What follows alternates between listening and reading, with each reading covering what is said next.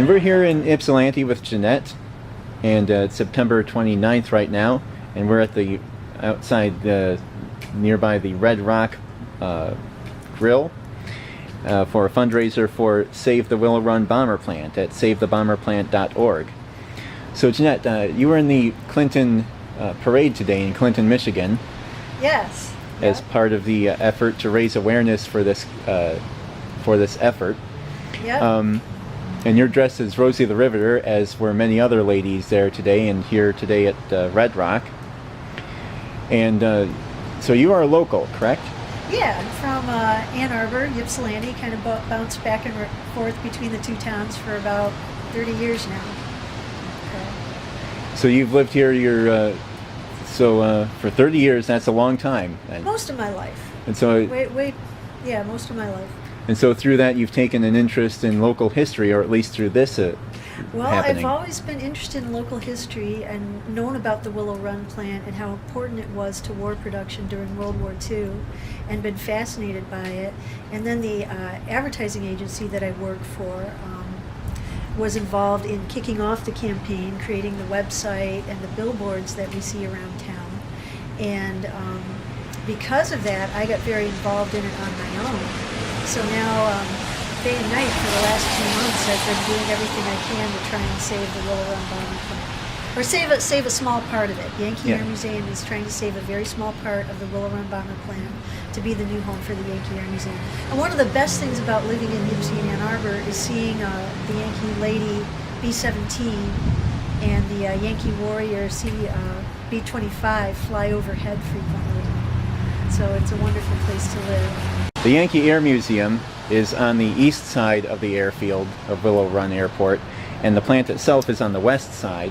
And as we stand today, the plans were announced earlier this month that the plant will be demolished, and the effort is to save the final bay and bay doors where the B-24s rolled out of the plant onto the airfield for final check and testing. Right. And that section of the plant is not at this point in time scheduled for demolition. They're giving Yankee Air Museum, they've given them another deadline extension for fundraising till November 1st to raise the money that they need to save that portion of the Willow Run Plant. So everybody from Racer Trust to the communities of Ypsilanti and Ypsilanti Township, to the people in the communities, everybody would really like to see this happen.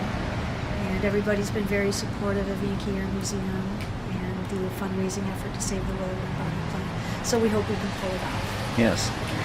So as the website states, a donation of $50 will save 1 full square foot of the final bay.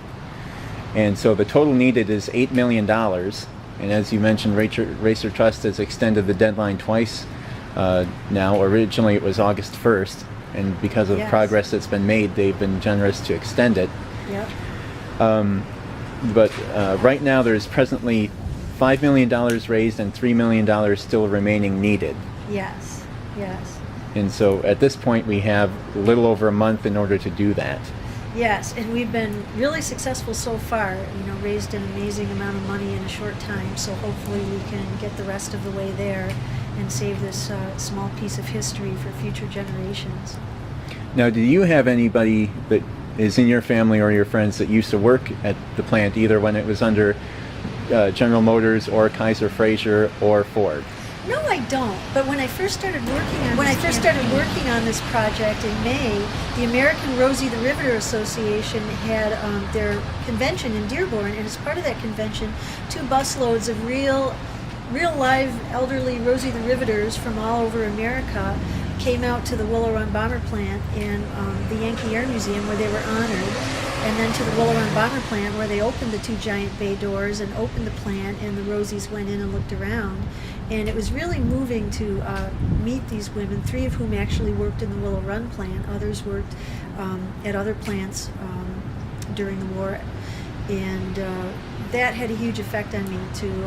Rosie the Riveter is such an icon, but we sometimes forget that she was a real person, and there were so many of her, and what they did was so important, and they did it with such modesty and and then they went on with their lives, not realizing what heroes they were and what heroes they would become to future generations. And this was one of the first instances in American history of women being paid the same as men for the same work. Yeah, 75 cents an hour. Everybody got 75 cents an hour, the men and the women. And some of those gals, including two of the gals that I met that day, liked the work so much. They liked the work, they liked the independence, they liked the money that they stayed on at the plant after the war to build Henry J's for Kaiser-Frazer. Oh. So, and it was the beginning of social change. I mean, the Rosie the Riveters in the war production effort were really the beginnings of social change. Now, approximately the population of Detroit right now is 750,000, I believe. I don't know what the 2000 census said, but and I don't know how many exactly Rosie the Riveters there were, figuratively speaking, but nationwide, one figure that I was presented with was 6 million women. Wow. And so take the population of Detroit as, say around the year 2000, approximately 1 million. That means 6 times the population of the city of Detroit itself was at work as women nationwide in the war effort. Wow, that's terrific. Now, I know at one point there were 42,000 workers at Willow Run, and that's just the workers alone, let alone the family that came with them, so it exploded the population of the area. But of those 42,000, I've heard that as many as 30% of those workers were women at Willow Run. I've heard that as well. So are there any final words that you'd like to say to anybody who's somehow become interested in this or is just learning about this, even as myself a few weeks ago, as, wow, this is very interesting and very important? What would you recommend for them? It certainly is. I think Willow Run was our finest hour as a nation. It was represented our finest hour as an industrial and manufacturing powerhouse. The plant was quite simply a production miracle. They did not think that they could build aircraft on an assembly line. They had never done it. Aircraft were built by hand.